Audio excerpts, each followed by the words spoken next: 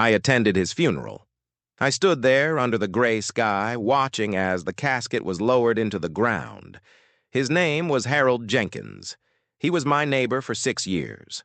Not exactly a friend, we barely spoke, but still, he was part of the rhythm of the place. Always watering his lawn at 6:30 a.m. sharp.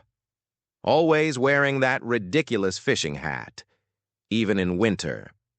That's why, when I saw him again 3 days after his funeral, I couldn't breathe. He was standing in his driveway, casually pulling weeds from the flower bed. Same hat, same stoop in his posture, same slow, deliberate way he moved. Like nothing had happened. Like he hadn't been dead. At first I told myself it was someone else. A relative, maybe. Or maybe I just saw wrong. Maybe it was a dream. But then, he turned around and looked straight at me, and he smiled. I didn't wave back. I just closed the blinds and sat on my couch, heart pounding so loud, it hurt. For an hour, I didn't move. I even checked the funeral program. His face was on the cover.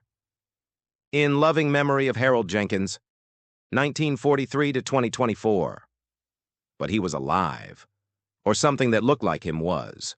The next morning, his trash cans were out. 2 bins, perfectly aligned like always.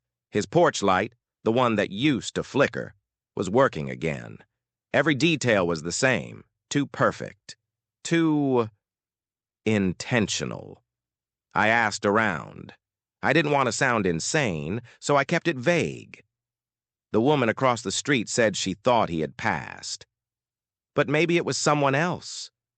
The guy at the corner store just shrugged. No one seemed sure anymore. Was I losing my mind? Had I imagined the funeral? But then I found the photo. But when I went back to the cemetery, the grave was gone. Just gone.